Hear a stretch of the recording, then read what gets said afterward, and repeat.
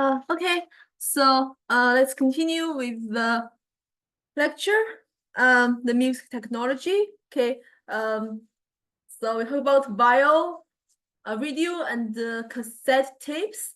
Now we're going to talk about the first format of digital,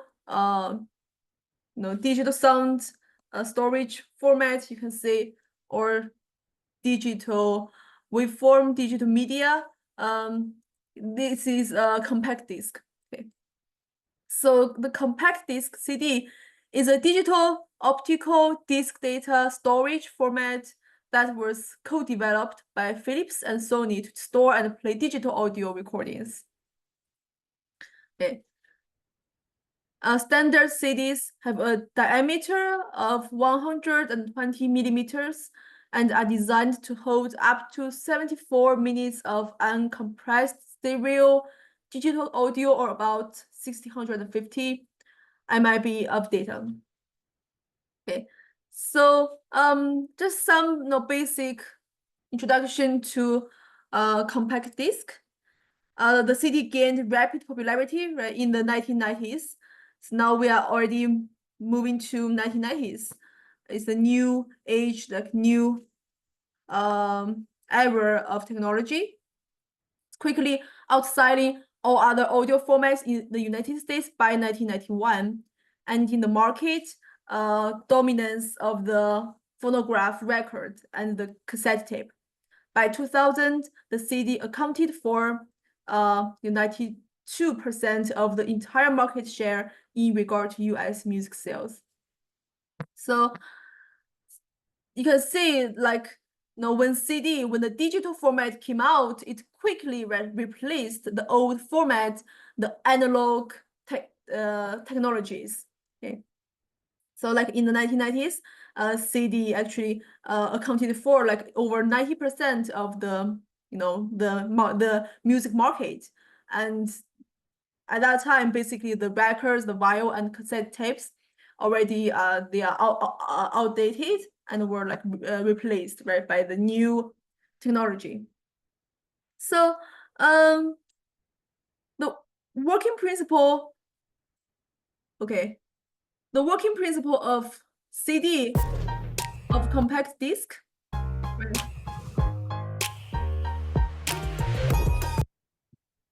There are several videos talking about how compact disc works. Here is one. So let's watch it. A compact disc, or CD, is a plastic disc containing a thin material. So you can hear this and you know that, right? This video is a pretty old video because of this, discretized sound.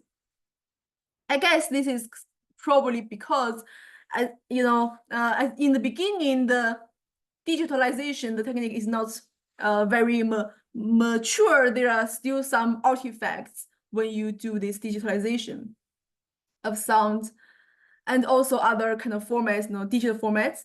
And this is also a kind of characteristic, right? Because we talk about the noise when we talk about radio, right? That was a characteristic noise, the background noise, when we use the radio wave to communicate. And here, this kind of artifacts here, in this video is also a characteristic of this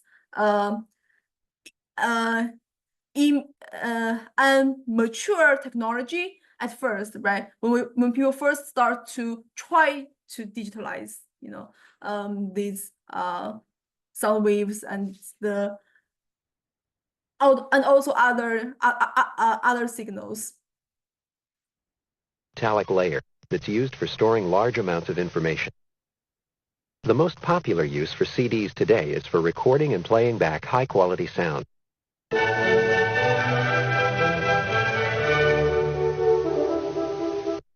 A high-precision laser beam is used to burn microscopic pits in the thin metal layer of a master disc. The pits are laid down in patterns that can be read by a compact disc player.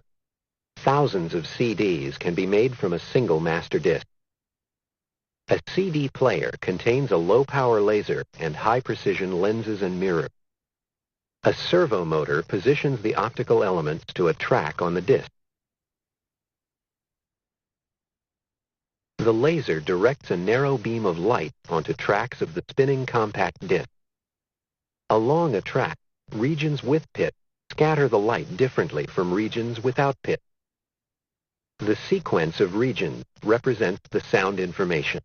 A photodetector picks up light scattered from the pit and sends a signal to a microprocessor, which converts the signal to sound.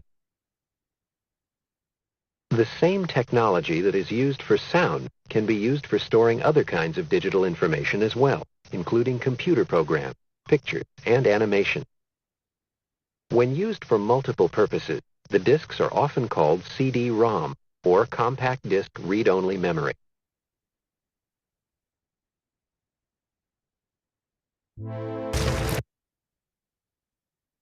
Okay. So let's continue with this list. There are more videos introducing the working principle. Let's continue with this list. There are more videos illustrating the working principle of compact disc, okay, or CD-ROM, read-only memory. To play back the information on a CD or a CD-ROM disc, a very narrow laser beam is used to strike the microscopic pits or depressions and the flat areas called lands on the disc. When the laser beam hits a pit, the beam is diffused and not reflected back to the photodiode. When the laser beam hits a land, the beam is reflected back to the photodiode. The off and on signals passed on by the photodiode are then processed in ways that cause the display of sound, images, or text.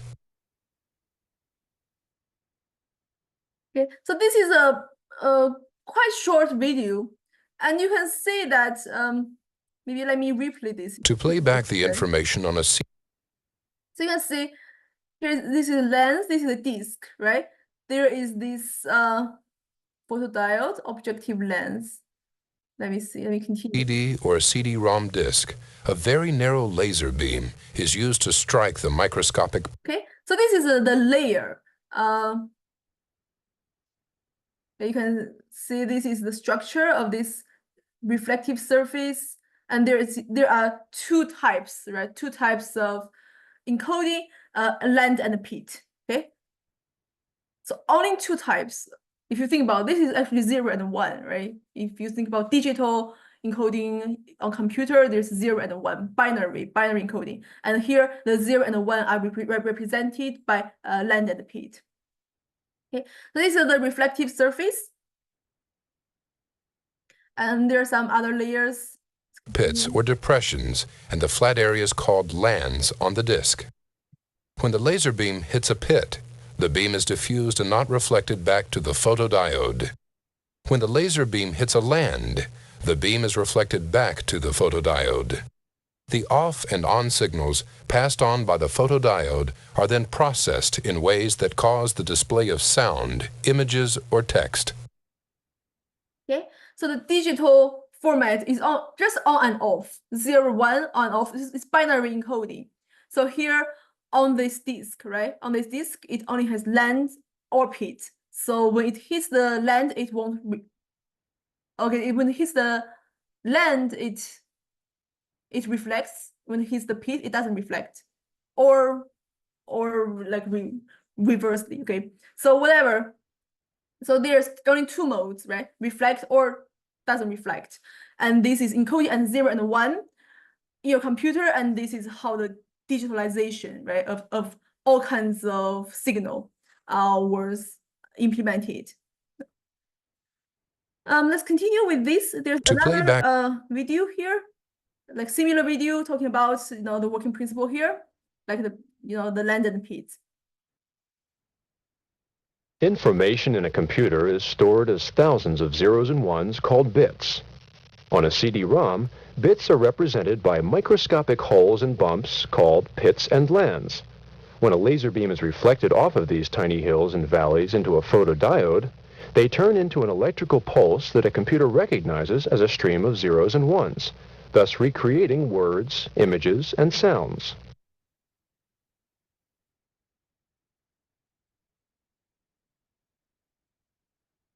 Okay, it's pretty short and pretty, I believe it's straightforward, right?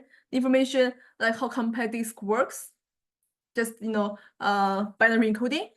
And let's after introducing the compact discs, I want to talk about a little bit about the portable music market.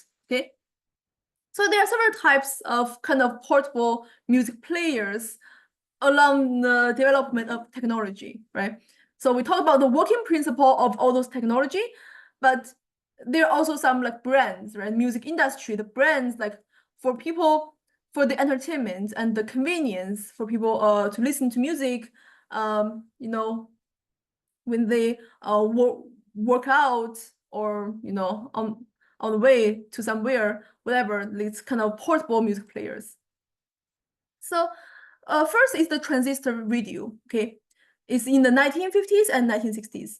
So a transistor radio is a small portable radio receiver that uses transistor-based circuitry. So this transistor radio is a radio receiver, a small radio receiver you can, you know, put in your pocket and wherever you go, as long as you are within this range of this antenna, you can receive the radio and listen to that, the music, okay? And then coming to 1980s, there's Sony Walkman. So Walkman is the kind of the predecessor of MP3, okay? But the working principle is different. So MP3 uses more like digital format, right? Digital media. But Walkman, the first model of Walkman actually used cassette player. So the original Walkman started out as a portable cassette player, and the brand was later extended to serve most Sony's portable audio devices. Okay, so the original Walkman was designed, you know, for the cassette player, because at that time there is still no digital, you know, digital format, a digital storage format. So at that time, it's still the heyday of cassette tape. That's why, you know, you just push this cassette tape into the Walkman and you can bring the cassette tape wherever you go and listen to music. In 1990s, yeah, and we just talked about, right, in the 1990s is the heyday of compact discs. And then the new brand came out, which is the portable CD player. So a portable CD player is a portable audio player used to play compact discs, okay, as the name indicates. And when we came to 2000s, it's MP3, okay, a portable media player, PMP, or a digital audio player, right? Now it's called digital audio player because MP3 uses digital, digital format. It's a portable consumer electronics device capable of storing and playing digital media such as audio, images, and video files. Okay, so this is MP3. So here is the pictures of those different brands. Okay, the first is the transistor radio. Like this brand is released in 1958. Okay, this brand is called what? Emerson. Yeah, this is one of the oldest models of the transistor radio. You see the size is pretty small. Actually, you can just put it in your bag or in your pocket, and you can receive the radio. This is the the one of the earliest models of Sony Walkman. This model is released in 1979. You can see here, right? Inside this is the cassette tape. This is the Walkman, and you just insert the cassette tape into this device, and then you can listen to music wherever you go. And this is the Discman. This is called Sony Discman 1993. This uses the compact disc. Okay, so you insert the compact disc into this device, and then there are some buttons and interface you can use to play music. And here are the MP3 players in the early 2000s, and use flash memory MP3, and this uses digital format. Okay, this is pretty small, and then you have those buttons, right? You can control and which song to play. So these are the the development, the historical timeline of different portable music players. I don't know how many of these have you ever seen. I mean, if you ask your parents or grandparents, I mean, maybe they still have this kind of storage, okay, in their in their collections. So here is a video talking about the story of Sony Walkman. Let's watch this. Walkman is a brand and also the pioneer of portable media players manufactured by Sony. The first Walkman was released in 1979 as a portable cassette player which allowed everyone to listen to their favorite music playlist on the go.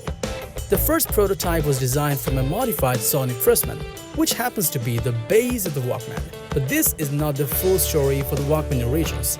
Sony's official website states that their honorary chairman Ibuka Masaru asked for a customized Walkman so that he could listen to the music he liked in airplanes on business trips. Yasuo Kuroki led the development team for the Walkman manufacturing and had been recognized as Mr. Walkman. He wrote a book about the journey of Walkman and gave the following statement. It's a fact that there was no clearly directed plan to make and sell the Walkman. Young engineers created it just to see if it was possible, and it was never on the product development list for the tape recorder division. This lack of planning is what makes the Walkman story so fascinating. The world's first low-cost personal stereo was this metal-cased blue and silver Walkman TPS L2, which went on sale in Japan on the 1st of July 1979. Sony estimated that they would sell about 5,000 units a month, but later the number reached more than 30,000 in the first 2 months, which is quite surprising. Sony released the Walkman by following a series of international releases, such as Soundabout in the United States, Freestyle in Australia and Sweden, and Stowaway in the UK. Eventually, Walkman became a global outrage and Sony decided to use the name worldwide in the early 1980s. However, in 1981, Sony released their second Walkman model, the WM2, which got a significant upgrade by following a smaller form factor compared to the previous TPS L2. The first Dolby noise reduction enabled Walkman appeared in 1982, and later, the first ultra-compact cassette-sized Walkman, the WM20, was introduced in 1983 with a telescopic case, and the first model with auto-reverse got released in 1984. From then, portable stereo got more meaningful among the consumers as it was very easy to carry the Walkman in bags or even pockets. In October 1985, the WM101 was first in its class with a gumstick rechargeable battery, and Sony presented the first model outfitted with remote control as well as one with a solar battery. And after almost a decade of launch, Sony held a 50% market share in the United States of America and 46% in Japan. There have also been 2 of the 10th anniversary limited editions made of brass and plated in sterling silver, the 701S and the 701T, released in Japan 1989. Later. Okay, so actually this video contains a kind of full illustration or introduction to the Sony's Walkman brand, like how many. Walkman is a brand. But we just watched 2 minutes of this. So let me continue with this list. And here is a video talking about how the MP3 works. Okay, MP3 player works. The MP3 player. A high-tech hot rod capable of converting a warehouse full of music CDs into a lightning-fast stream of ones and zeros with a touch of a finger.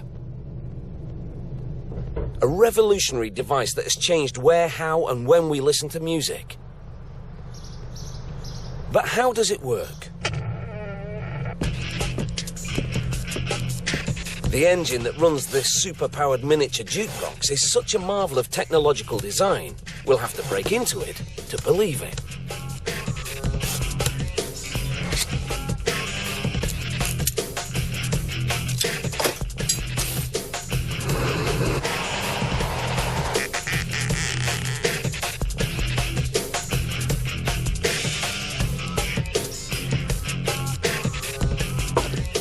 A printed circuit board is the MP3's command center, taking requests to turn power on and off and processing data as the spinning wheel selects a song. The flash memory cards store information as electricity. They retain information even when not powered, so if the main battery dies and the backup battery goes too, the music is safe. The LCD screen is a miracle of optics. The screen's layers recreate pixel by pixel a multitude of moving images.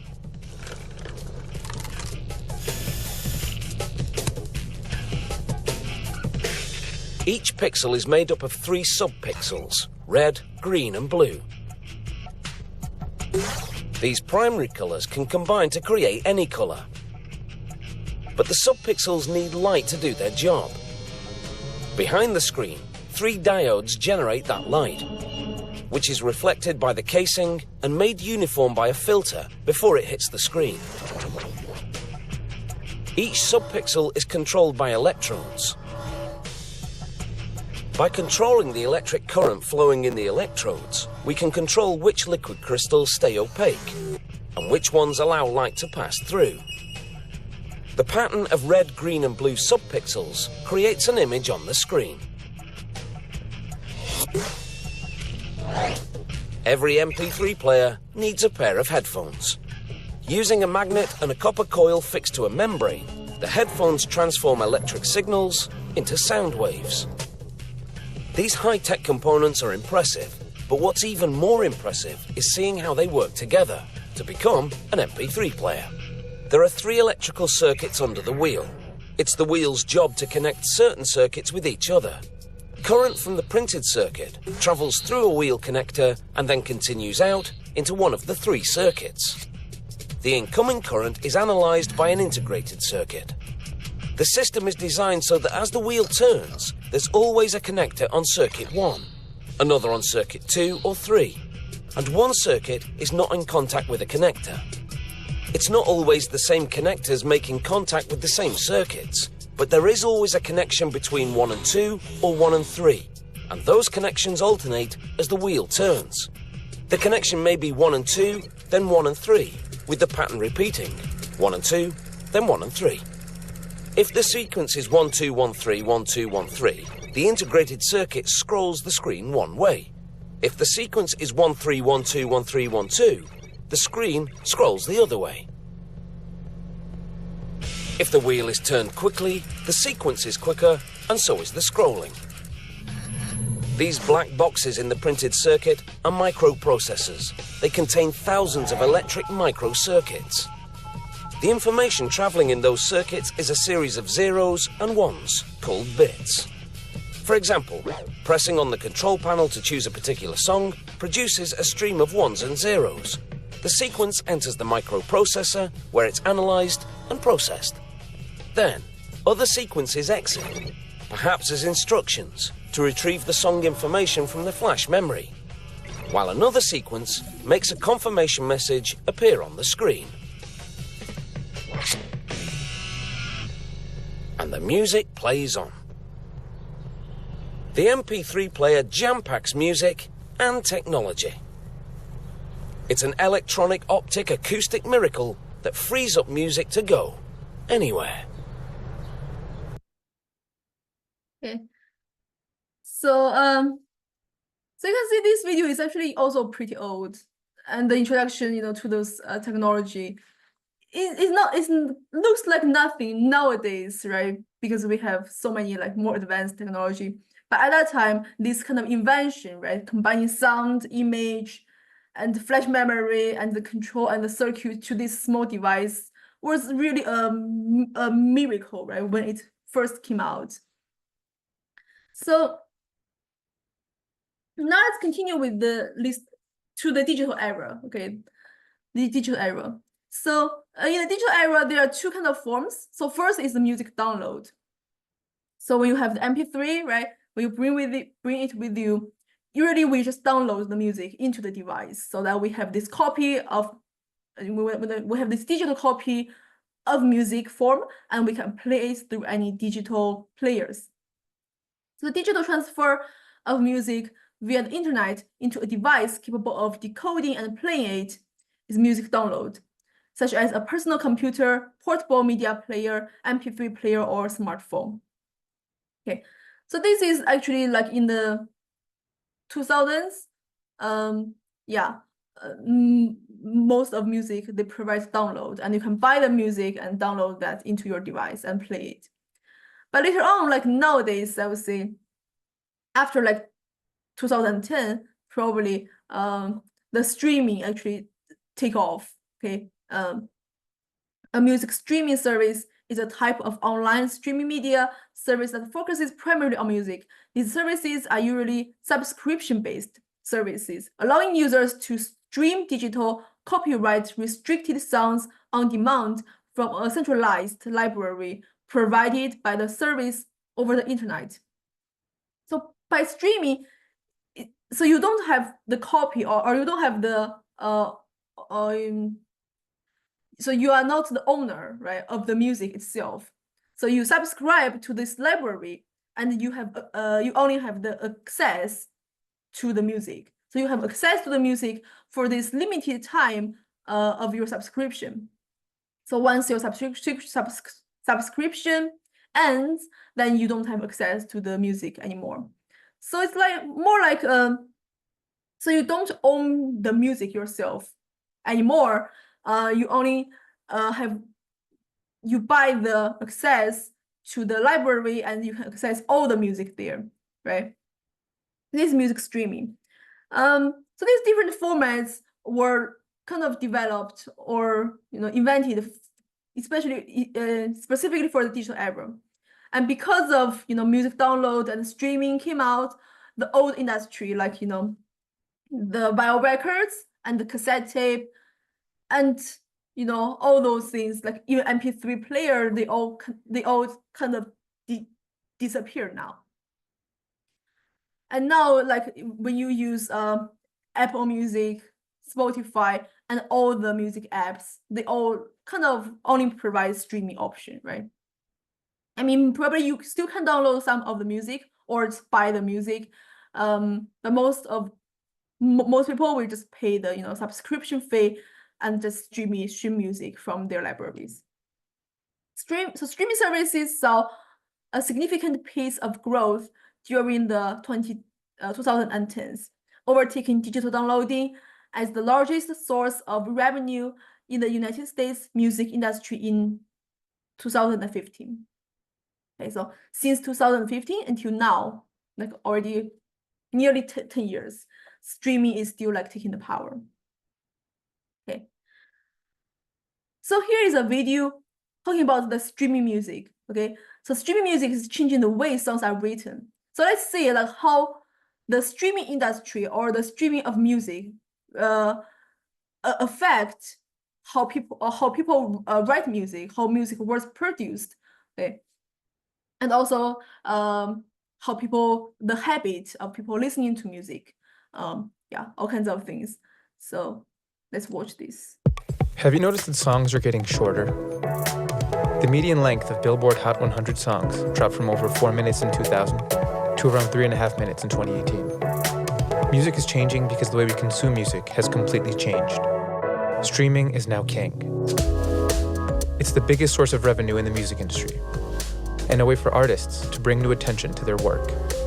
So some music producers are changing the music they create to work the system in their favor. But can chasing stream counts produce good music? I'm Eduardo Arujo. This is Quartz. Please subscribe to our channel. It is.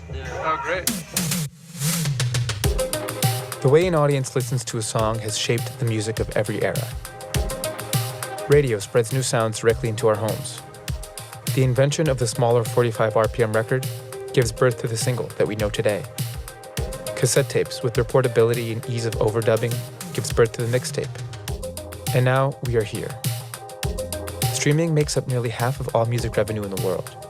With 232 million monthly listeners on the leading music platform Spotify, there's an unprecedented amount of data on who's listening and what they're listening to. Now it's so much streaming data and information around, not just how many plays they're getting, but what territory people are listening to them in, right? What their audience looks like. Is it millennial? Is it older, right? Like you can really use data to figure out who you want to get in front of, who you want to focus on in a way that you never could before. We have engineering over here. This is Max, creating the products of the future. Jeff Ponchik is the co-founder and CEO of Repost, a company that helps artists use data to get more streams and followers. So was that like one of the first things you did was get yourself a great programmer? Is that step number one? Yeah. Repost has only been around for 3 years. and hand-selects the artist it wants to work with. Repost functions like a distributor. Distributors used to sign deals with labels to act as a middleman between the label and the record stores. But now, companies like Repost help them reach an audience on their own via places like SoundCloud or Spotify or YouTube. Jeff estimates that less than 10% of Repost's clients actually live off their music revenue. But it does open a new door to artists that wasn't there before in the age of the record label. Like, not everyone's going to be the next Beyonce, right? But you might be able to make $5,000, $10,000 a month and, make a living doing what you love and not have to work at Starbucks anymore. One way to maximize profit from streaming is understanding how payments are made. The amount artists receive on a single play is minuscule. Jeff says that on Spotify, that number is somewhere around 0.004 cents per play. To make any real money, they need millions of streams. And that means playlists have become the gatekeepers to being heard. On Spotify, it's all about getting in those big Spotify playlists, right? That's how you get discovered. I like this a lot, yes. Getting your first playlist is definitely very exciting. It's just crazy, like you never really expect that. And then all of a sudden your song gets a bunch of streams, and you're like, wow, this feels good. Like finally my work kind of paid off, some people are hearing it. Tuan is a lo-fi hip-hop producer from Salt Lake City. He started making music at home in high school. Now he's working with Repost and says he's living entirely off of his streaming revenue. Getting on a playlist takes luck and strategy to catch the attention of a human curator or game an algorithm. But there's something simpler artists can do to increase profits. Make songs shorter. If you upload a song to specifically Spotify that's an hour long, or you upload a song that's a minute long, the amount of revenue you're going to get for either or is going to be the same per listen, is my understanding. You release an album with a ton of songs on it that are really short, so it can cycle through as many tracks as quickly as possible. It's kind of a way to hack more revenue. It's a matter of math. 61-minute songs will make 60 times as much as a 60-minute song. The structure of the song matters too. Spotify only pays for songs.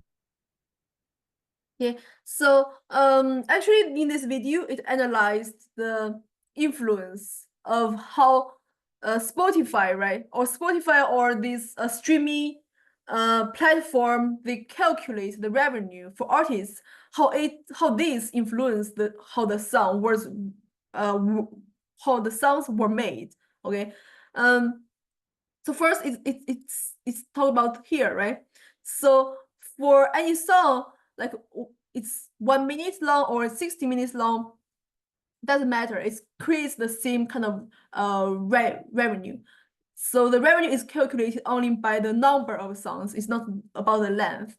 So therefore, usually before, like people will write a song like 4 or 5 minutes, right? The popular song usually is like 4 or 5 minutes. But now, because of the streaming service and the way they calculate the revenue, actually, if you write a song of 1 minute, it's the same revenue as you write a song of 5 minutes. Then why should I write 5 minute song, right? And even I can even decompose. I mean, divide my 5 minute song probably into 5 different songs, and then I can make 5 times the revenue, right?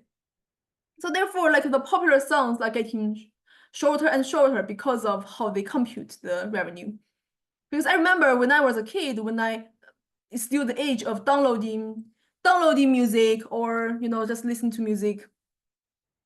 Now through the streaming service, the popular songs are usually like 4 minutes, 4 to at least 3 minutes, I would say, around 4 minutes, 4 or 5 minutes. Some songs are even 7, 8 minutes, but that songs were super long. But now I think many songs on Spotify would be just 1 minute and a half or something, like 2 minutes, like that. So the shorter the song, it's not like it doesn't complete the song format if you think about this. So there is a song format, the popular song format, like you need to have introduction, right? Introduction, then the chorus, right? Or the verse, because wait, it should be the verse and the chorus and the bridge and chorus and verse. But whatever, there is a song format, right? You need some kind of repetition and variation of the song format. Then you can some kind of get repeat your chorus for 2 or 3 times, and then you reach the climax of the song, and then it's kind of a finished song in this popular music market, right? There is a formula of the song format of what kind of song is the most satisfying for the listeners, right? When you listen to a complete song. But now, because of this streaming service, the artists choose to condense their song. They choose to just save their labor to make more songs instead of make one song good. Instead of make one good song, they would choose to make 10 songs, and then I can make more money, more revenue out of my work. Therefore, many song formats were also kind of broken.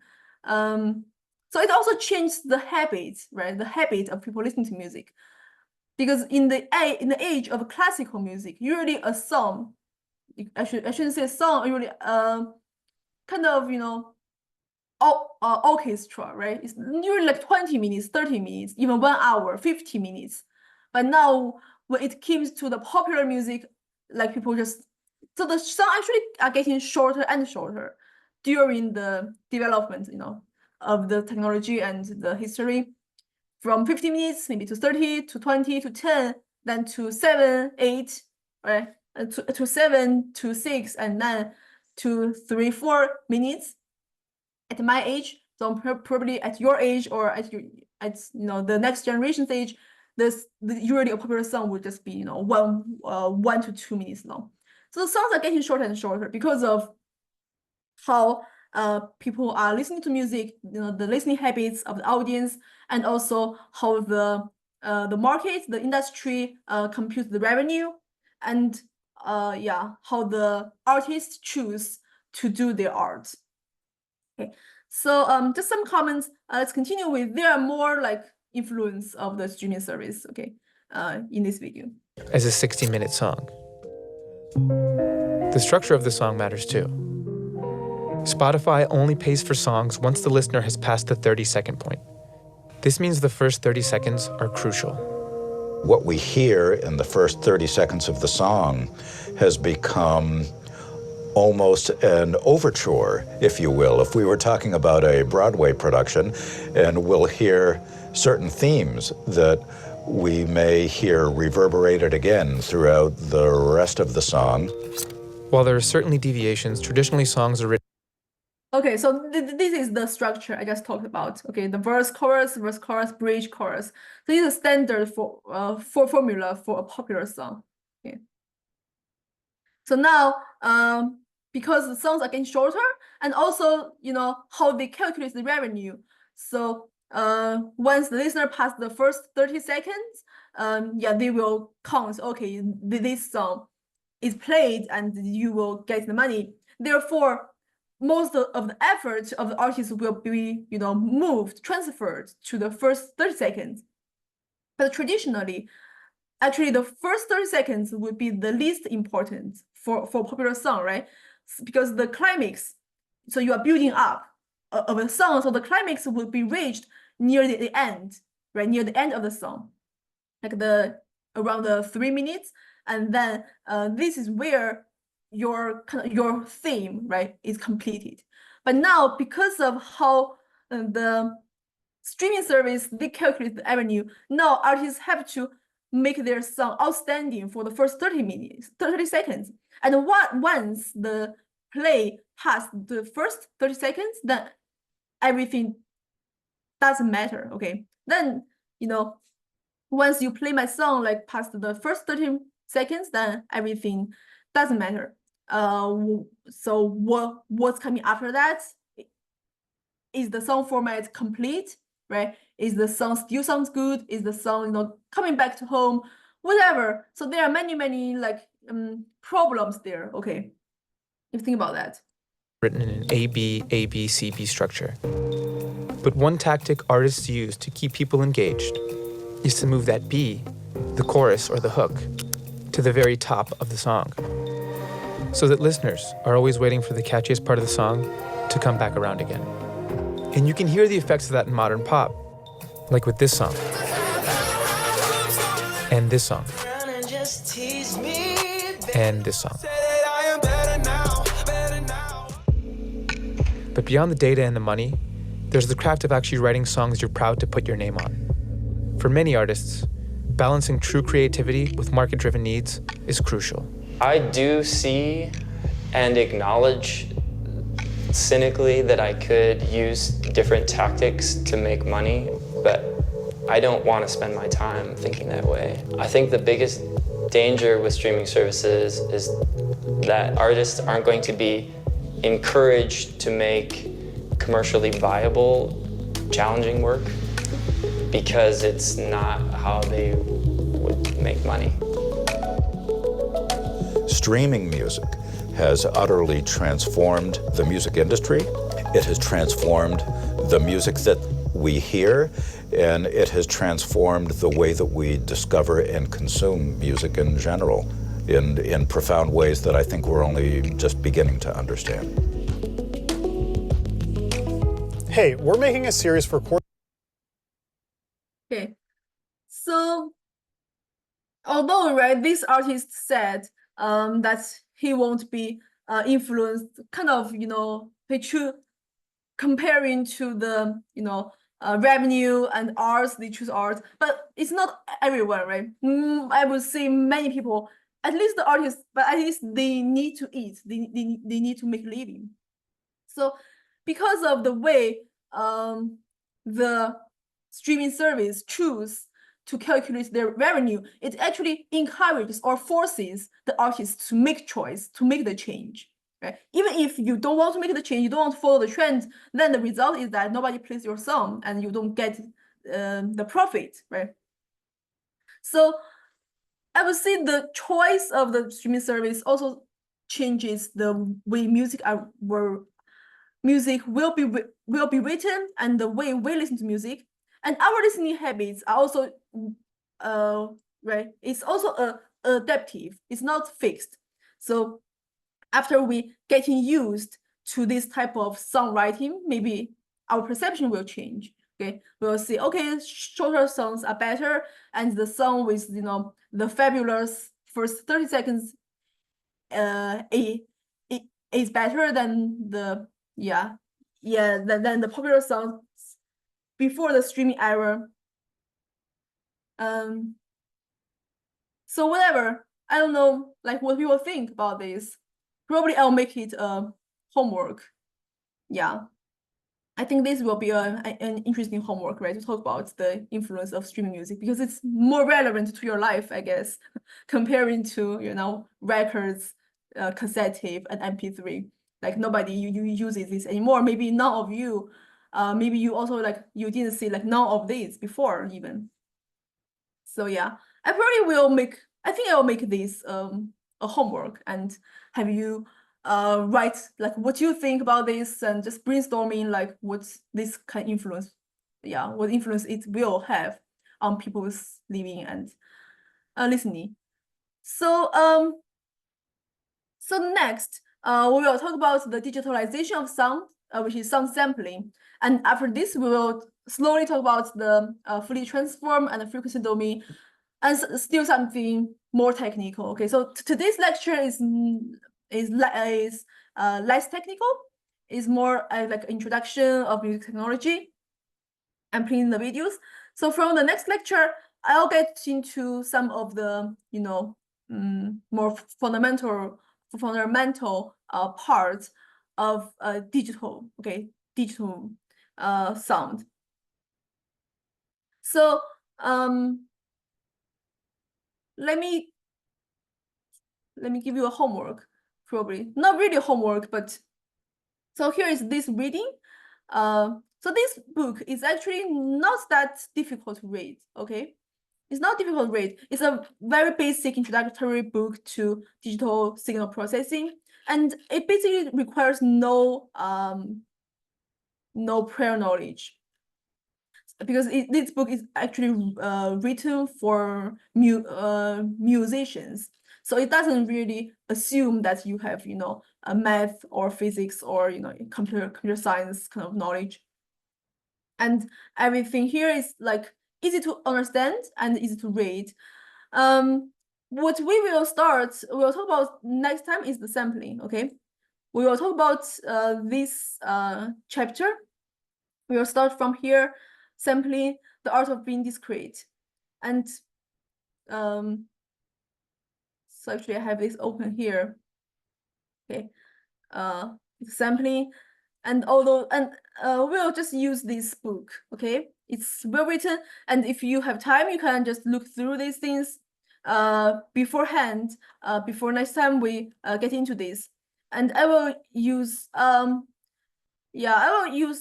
will try to use Audacity to illustrate this.